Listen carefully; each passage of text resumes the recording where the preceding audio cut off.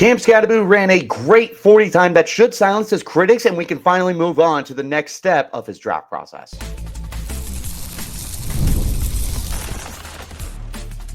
You are Locked On Sun Devils, your daily podcast on the Arizona State Sun Devils. Part of the Locked On Podcast Network, your team every day.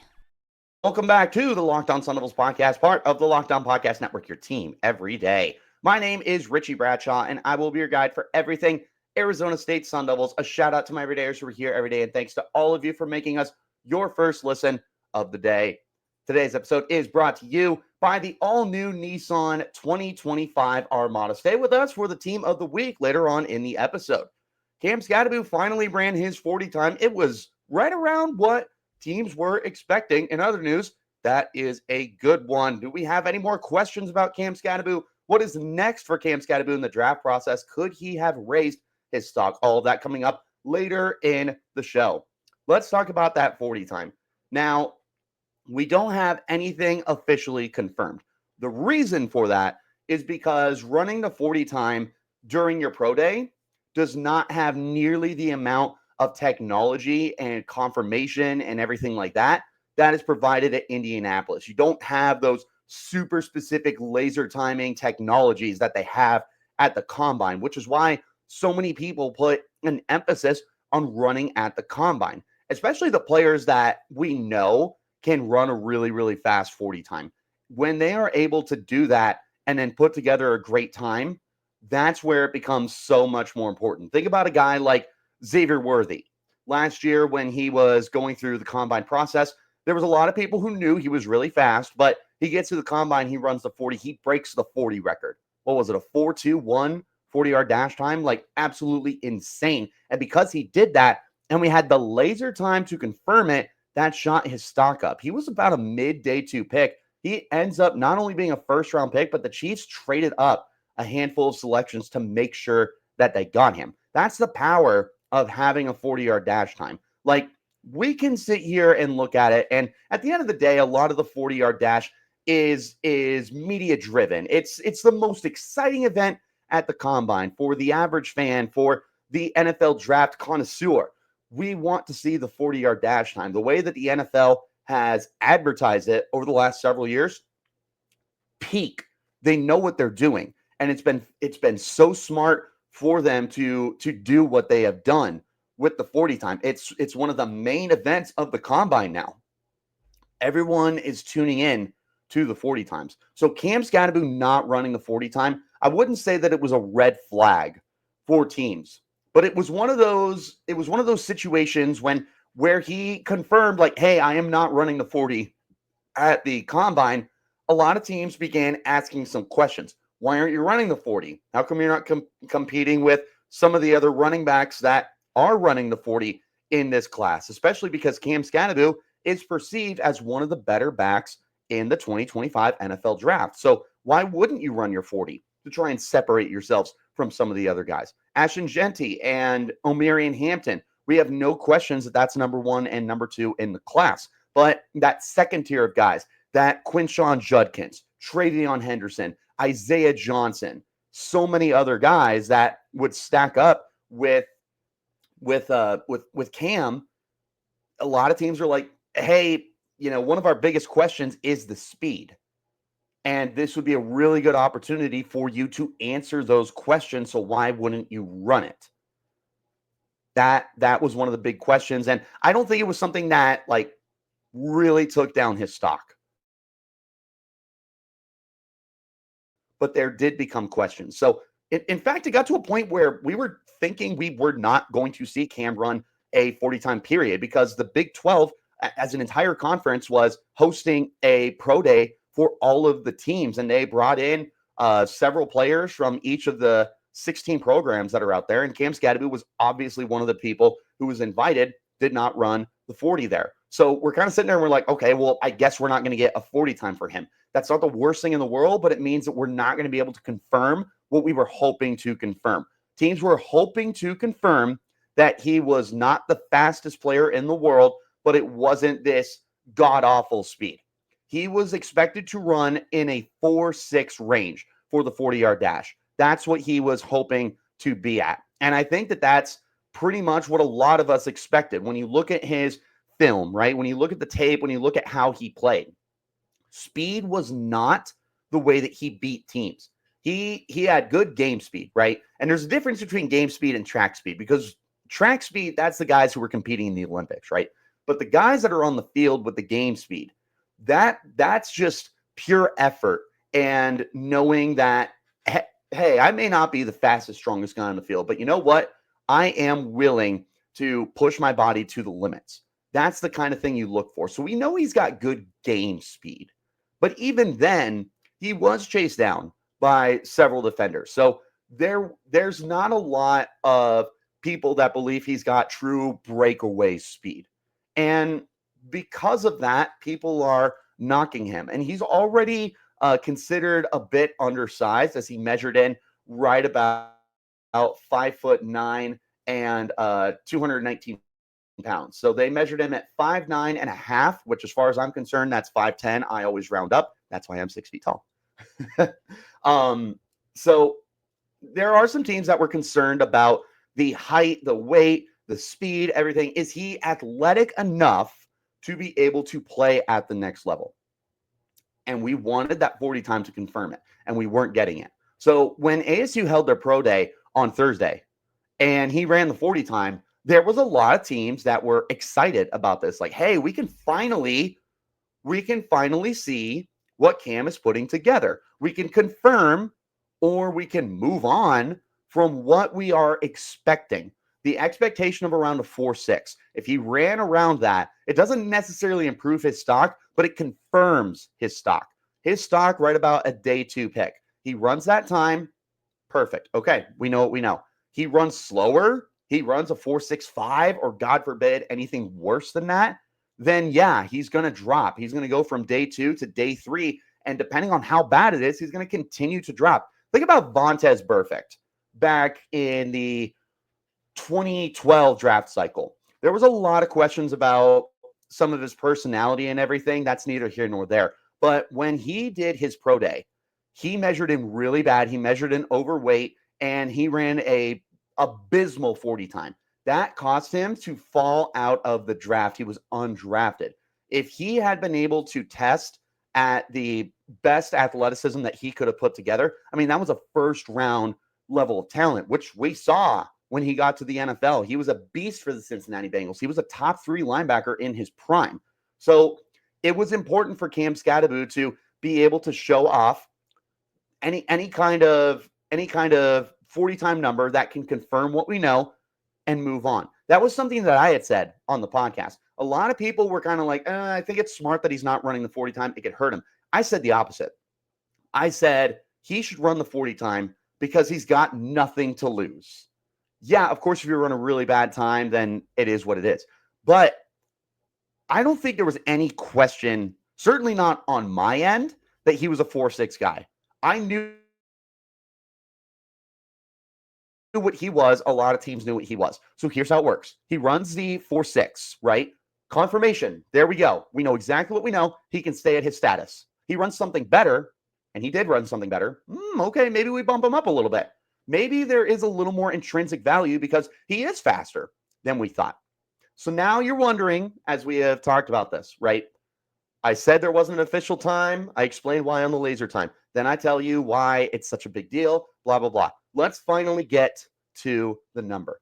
Unofficial, he ranged between a 4.53 and a 4.57 40-yard dash time.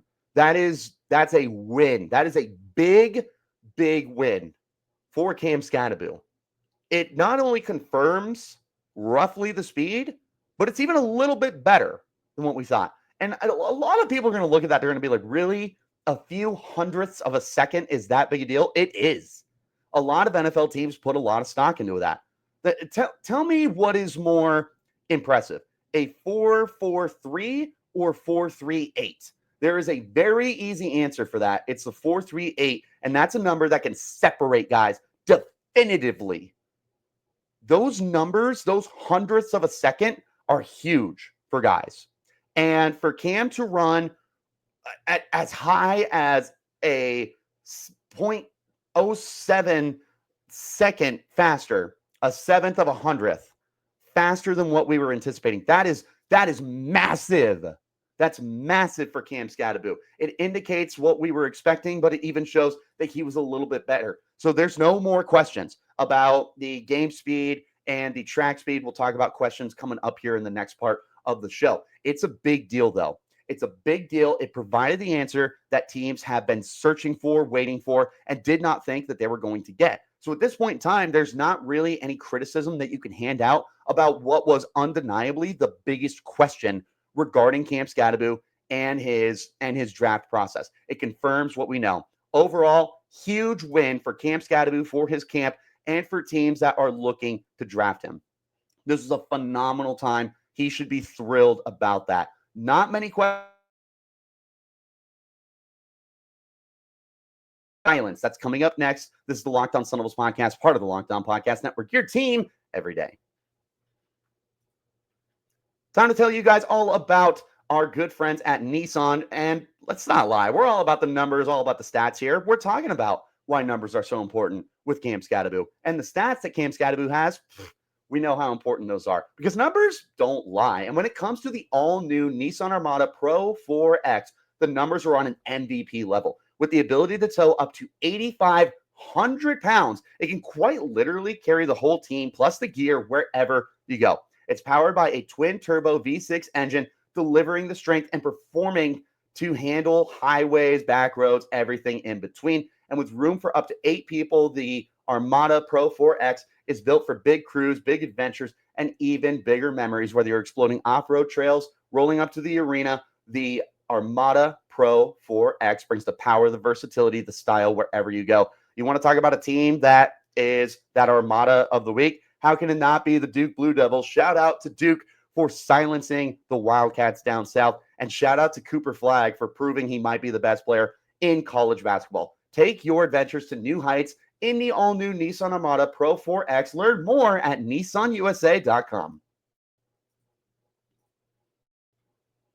Thank you guys for tuning in to Locked On Sun Devils and making us your first listen of the day. And a shout out to my everydayers who are here every day. Cam Skattebo has a lot of questions going into the process.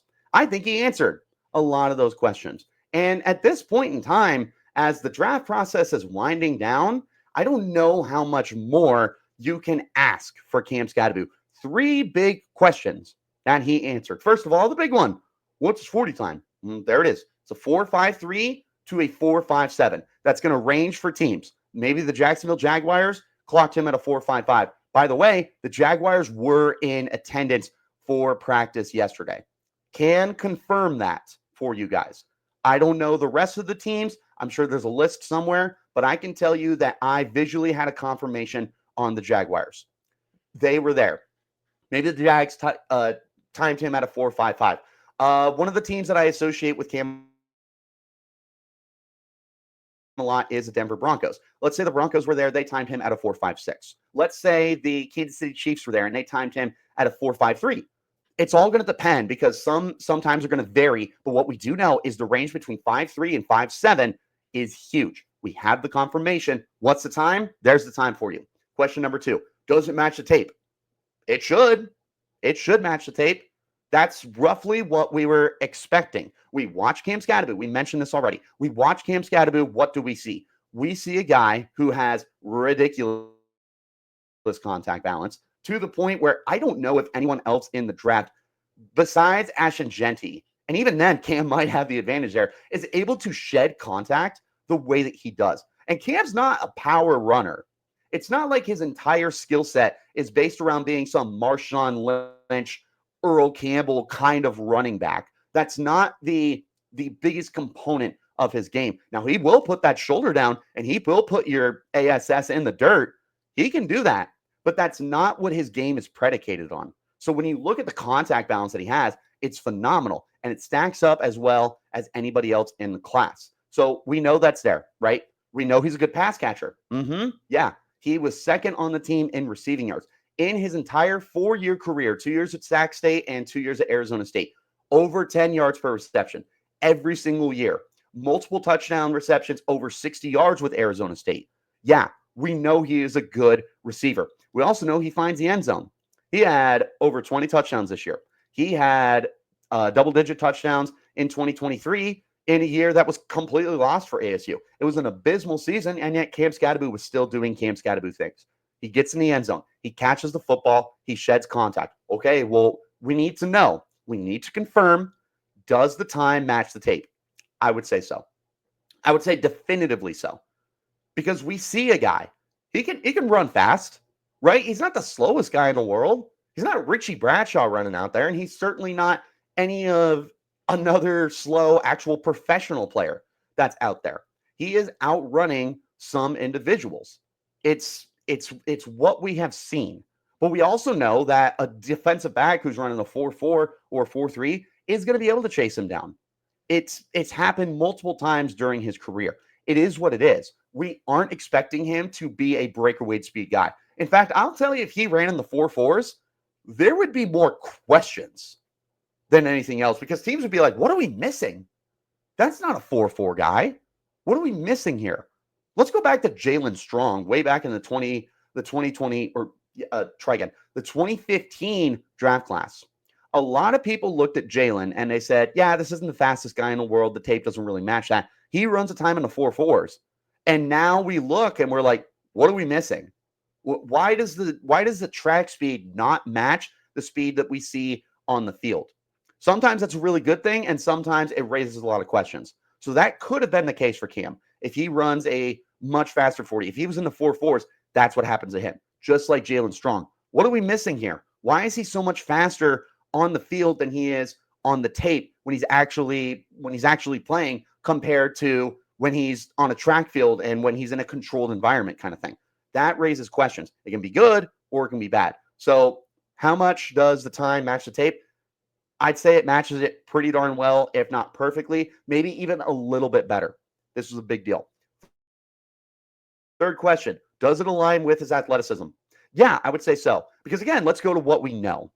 We know that Cam has exceptional contact balance. You know, the best way to have that is to be able to have a center of gravity and be able to be strong enough to shed off guys, whether it is arm tackles, whether someone's trying to throw a hit stick at you. You have to have the athleticism to shrug that stuff off.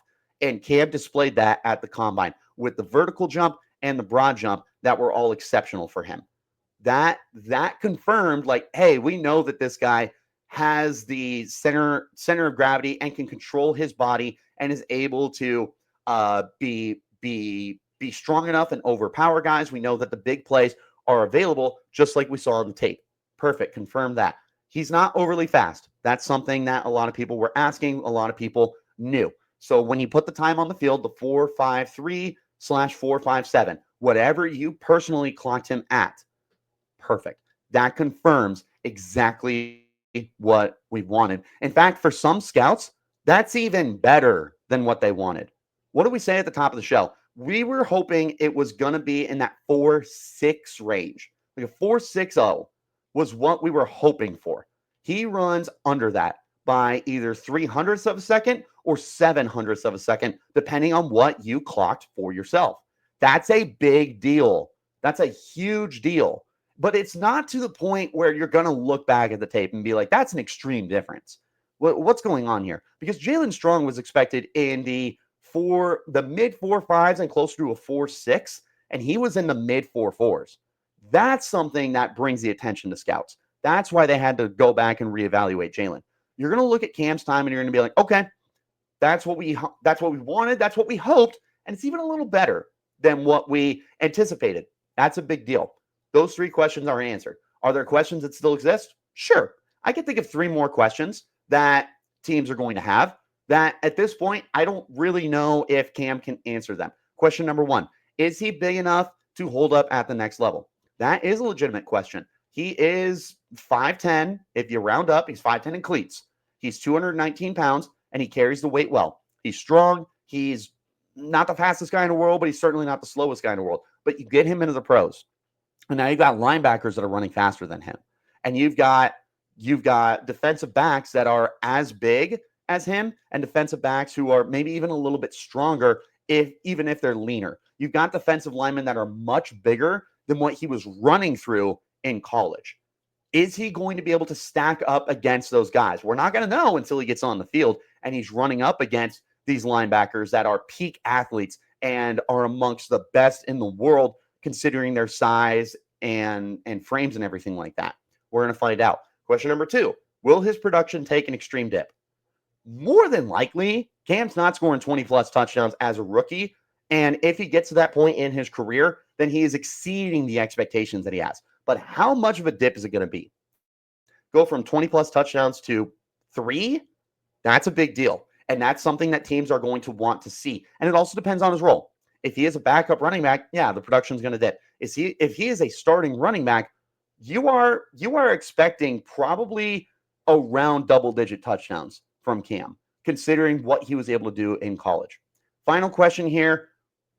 What will he need to do? What will he need to do to adjust to bigger, stronger, faster defenders? It kind of goes with is he big enough to hold up? But now the question is, how's he going to adjust? Because, yeah, he is slower, and that's not changing. That is not within the realm of possibilities for Cam to change. At this point in time, he's as fast as what he is. He's not suddenly going to shake a tenth of a second off. He's not going to get to that 4.4 range. So what's your adjustment? How do you counter that? How are you going to be able to overcome adequate speed? Are you going to get bigger? Are you going to find a way to continue working on the agility that you might have? What is it going to look like? Again, these are questions that we're not going to be able to answer right now. We have answered the questions that are persisting through the draft process. But as we get to the NFL draft itself, those are the questions that are going to affect Cam Skattebo's draft range. Speaking of his draft range, what's next for Cam throughout the process and where might he end up? Coming up next, this is the Locked On Sun Devils podcast, part of the Locked On Podcast Network. It's your team every day. Let me talk to you about our friends over at 5 Hour Energy. Daylight savings snuck up on a lot of people, even the people in Arizona who had to adjust their times for everybody else. If you're feeling like you lost that hour of sleep, then 5 Hour Energy has your back. And that extra sunshine means more time for fun, and it also means that you need a little boost to get through your day. Maybe you're staying up late through the NCAA tournament like I did last night to watch U of A lose to Duke. Again, shout out to those Blue Devils. Maybe you're squeezing in a round of golf after work, or maybe you're just trying to get through your busy day in the office. 5 Hour Energy gives you a quick, refreshing pick-me-up whenever you need it. I'm staying up late for tournaments. It's not just the Duke game. And I need that 5 Hour Energy to help me out for the next day. And it's longer days. It's maybe doing some extracurricular stuff on the weekends and everything. And you know what? When I need it, it's that tropical burst flavor. Oh, that's my go-to. And they have plenty of other flavors as well. Stuff that you can go ahead and create for yourself online, or you can just pick it up at your local convenience store. Any kind of drugstore or grocery store, they're going to have them there for you. Head to 5hourenergy.com. You can find over 15 flavors to choose from, including watermelon, blue raspberry, peach mango, and my preferred favorite, the tropical burst. You can even build your own 12-pack or 24-pack, have it delivered to your door. If you need one right now, you can grab one at your local grocery store, convenience store, whatever. They're everywhere. Stock up today and stay energized. Get yourself a 5 Hour Energy. The NCAA tournament is here, and so is the Bracket Breakdown. Locked On Podcast Network and Amazon Fire TV channels are teaming up to deliver NCAA tournament coverage like never before. Watch studio shows featuring former players and Locked On's local experts as they guide you through every upset, buzzer beater, and bracket matchup. Stream it all for free on Amazon Fire TV channel. Search Bracket Breakdown to see it all for free. It's your team every day. Thanks again for making Locked On Sun Devils your first listen of the day. Shout out to my everydayers who are here every day. What's next for Cam Skattebo in his draft process? What should we expect for his draft status? Well, this will be a little quick. What's next? Draft's less than a month out. There's not really much at this point in time. You're looking at a checklist. It's pretty much team interviews, stuff like that. You're going to continue to take visits. Maybe the Giants call you. Maybe the Cardinals call you. The Ravens, the Chiefs, the Jaguars, whoever. There's going to be teams that contact Cam Skattebo's his agency, right? Who are going to contact him, who are going to contact his family. They're going to say, hey, we want to fly you out. We want to sit down. We want to put you in a film room. We want to take a look at stuff. Be ready for that. Also be ready for the questions that you're still facing, right? We have the confirmation. That doesn't mean he's not going to still get questions from a team that's going to say, hey, you're a little undersized. What's your plan for that? How are you going to adjust? Stuff like that. Like, he's still going to face those questions, right, wrong, or indifferent. You're just going to need to be prepared and ready for them. It's probably the same answer that you've been giving, but just know that no matter how many times you face that question, you still got to give the same answers with the same confidence. Make sure that you're ready to go into the film room and identify stuff. I have no questions there because Kenny Dillingham confirmed that a lot of players spent a lot of time in the film room this past season, and Cam Skattebo was one of the guys who was the first there and the last out to look at tape. Him and Sam Levitt, they clearly put a lot of time into the film room together, which is why ASU was so successful on offense. So I don't have any questions about whether or not Cam can go into a film room, answer questions, break down plays. It's something that separates certain players from other players. Guys are better at evaluating tape than others. Cam Skattebo, if I'm to assume what I know, he's going to be fine. He's going to know what he's going to do. Make sure you stay clean off the field. No illegal incidents. No accidentally tipping over a golf cart, and no fake accounts on Twitter that are trying to get any kind of attention of like, oh, Cam's at a bar. Ooh. Keep yourself out of the spotlight. Just be smart. Don't use a gas mask and smoke some marijuana. Stay off the weed. Just be smart. Keep preparing. Keep working out. Keep improving. Don't stop working on yourself. That's what's next as far as the checklist goes.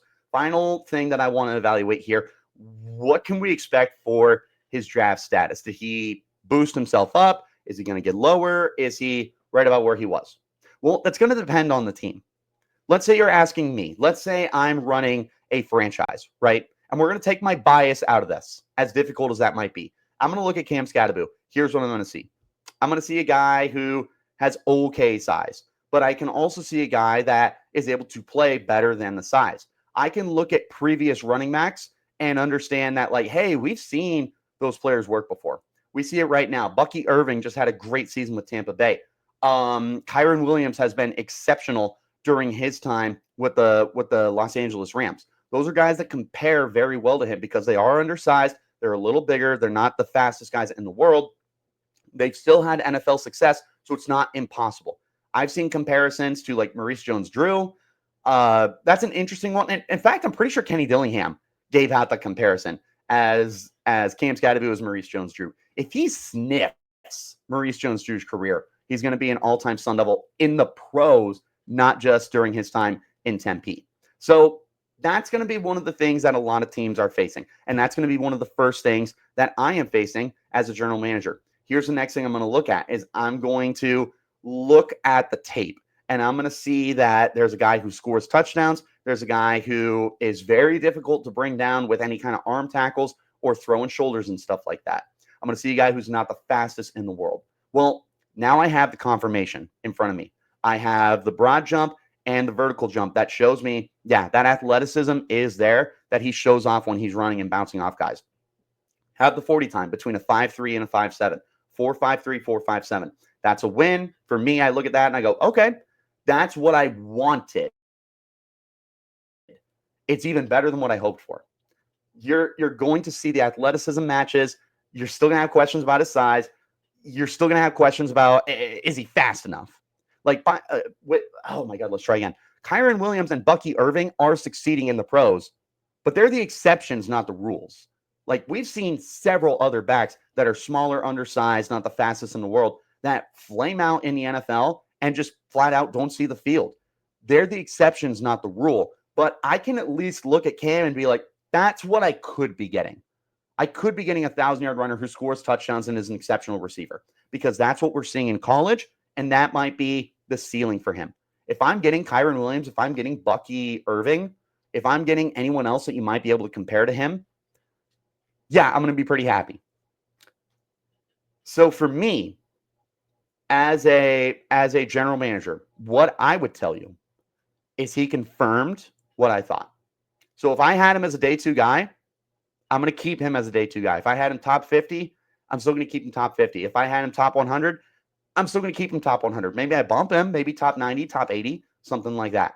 He's going to confirm what I knew, it's just going to make me go, yep, I am comfortable where I previously ranked him. If I had him day 3, though, yeah, I'm going to bump him up unless I truly am concerned about the size. I don't think this is anything that's going to drastically increase him. I don't think this time suddenly throws him into the top 32 picks. It would be awesome if it did. But this is just confirmation for me. As a general manager, if I'm looking at Cam Skattebo and I'm looking for some kind of depth to my backfield, or maybe someone who could eventually be a starter, I just got everything that I thought I knew about Cam, and now I confirm that I knew. So perfect. I know exactly what I'm getting. I have 0 questions. Is he really fast enough? Is there a reason he's not running? Blah, blah, blah. Nope, I know everything I need to know. Perfect. Absolutely perfect. Down to the last minute detail. It's that confirmation. Word of the day, confirmation. It doesn't mean that teams are still going to suddenly throw him up their board, but I don't think there's teams that are going to plummet his stock. I've said this for weeks, and I reminded you at the top of the show. I believe there was far more to gain for Cam Skattebo during the combine and for running the 40 time, especially running the 40 time. I said there was more to gain because we're not expecting a lot. If he runs better, that's awesome. If he runs what we think, then it is what it is. I personally, there was no way he was lower, slower, worse than a 4.6. So, yeah, he does that. Perfect. Okay. I know what I know. If he runs better, we're going to improve that stock and we're going to make more teams comfortable with it. He was not running worse than that. If he did, then my jaw would be on the floor. But I knew what I was looking at. So there was far more to gain here because you can let teams know that it's everything that they believed. Everything that they saw on the tape, perfect. There it is. There's no questions about it. So that's perfect. Could he be drafted higher? It's the classic saying, it only takes one team. So maybe one team still has him day 3. Maybe another team believes that he is a starting running back and they value him enough to grab him. Maybe they're going to grab him a little bit earlier now. It only takes one team. I just said I don't think he's a top 32 pick. I don't think anyone thought that Ricky Pearsall was going to be a first-round pick last year. But you know what? The San Francisco 49ers loved him enough and valued him enough that that's what happened.